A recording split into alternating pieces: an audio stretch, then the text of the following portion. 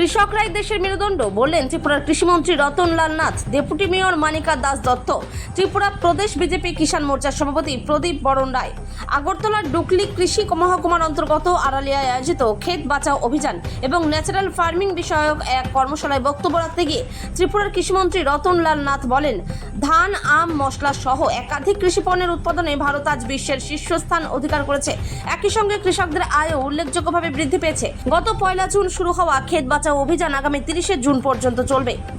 ভারতবর্ষের প্রধানমন্ত্রী নরেন্দ্র মোদী টানা 12 বছর দেশের নেতৃত্ব দিয়ে এক নতুন নজির স্থাপন করেছেন।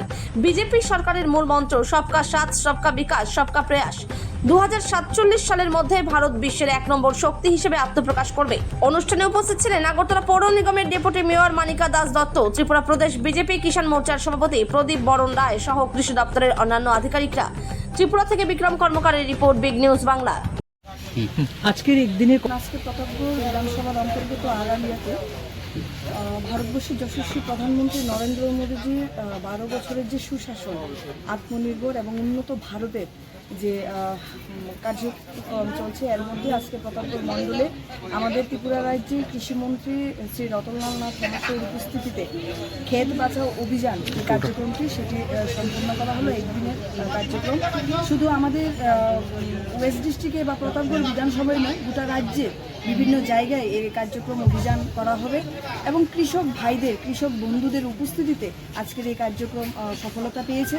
এবং কিভাবে কৃষিকাজকে এগিয়ে নিয়ে যেতে হবে, কিভাবে কৃষকদের গুরুত্বপূর্ণ ভূমিকা না, উনি আমাদের কি বলবো ধরতিমাতার সঙ্গে ওনাদের যে সরাসরি সম্পর্ক, ওনারা যে আমাদের অন্নদাতা, তার নিয়ে আলোচনা হয়েছে। তা অনুভব করানো অত্যন্ত প্রয়োজন। বর্তমান সময়ে কৃষি নিয়ে ভারতীয় সরকার, কেন্দ্রীয় সরকার বলুন বা রাজ্য সরকার বলুন, বিভিন্ন প্রকল্প ঘোষণা সরকার প্রতিষ্ঠিত হওয়ার পর থেকে দিয়েছে। আগামী দিনগুলোতেও প্রয়োজনীয় যা হবে সেগুলো করা হবে। সেটা জনসাধারণের মধ্যে সচেতনতা বৃদ্ধি করার জন্যই আজকে ক্ষেত বাঁচাও অভিযান কৃষক ভাইদের, বন্ধুদের নিয়ে একদিনের কর্মশালা প্রতাপগড় বিধানসভার অন্তর্গত আড়ালিয়াতে অনুষ্ঠিত হয়েছে। প্রকৃতি বাঁচবে, পরিবেশ বাঁচবে। ধরিত্রী মা মানে ক্ষেত বাঁচাও অভিযান। এটা আমরা 1 তারিখ থেকে 30 তারিখ পর্যন্ত এই মাসটা কর্মসূচি গ্রহণ করেছে সারা ভারতবর্ষে। উদ্দেশ্য হলো কেমিক্যাল সার এবং কীটনাশক ওষুধ ব্যবহার করার ফলে যে জমিতে যে কেঁচো এবং জীবাণু, ফাঙ্গাস এগুলি যে রয়েছে, ছত্রাক, এগুলি টেস্ট হয়ে যাচ্ছে। এর ফলে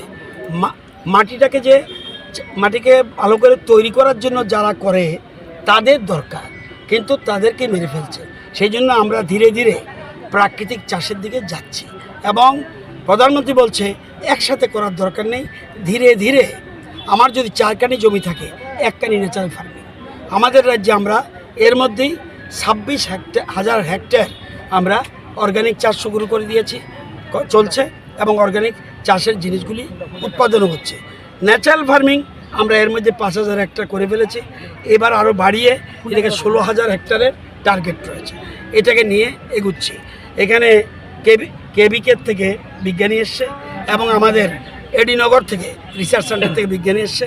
তাদেরকে হাতে কলমে কিভাবে ন্যাচারাল ফার্মিং করতে হয় এটা বুঝিয়ে দেবে। আজকে এই জন্যই এখানে এখান থেকে শুরু করেছি। আমাদের একটা ইম্পর্টেন্ট যে কোনো জায়গায় আমরা মুখ্যমন্ত্রীকে নেব, অন্য মন্ত্রীরাও বিভিন্ন জায়গায় যাবে। আজকে এখানে প্রতাপগড় থেকে শুরু হলো।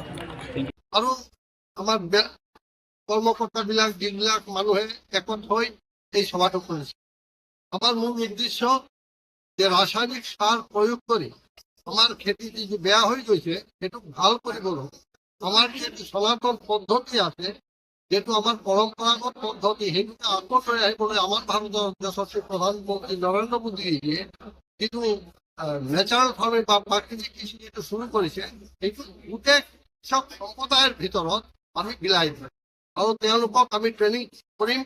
আৰু আমাৰ দিল্লীৰ পৰা যিটো নিৰ্দেশ, সেই নিৰ্দেশ অনুযায়ী আমি গোটেই ৰাজ্যত 10 মানটো এনেকুৱা ডিষ্ট্ৰিক্ট কৰ্মশালা কৰিম আৰু অনেক মণ্ডলত আমি কৰিম।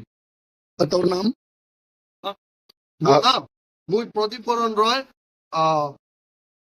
কৃষক মোর্চা রাজ্য সভাপতি।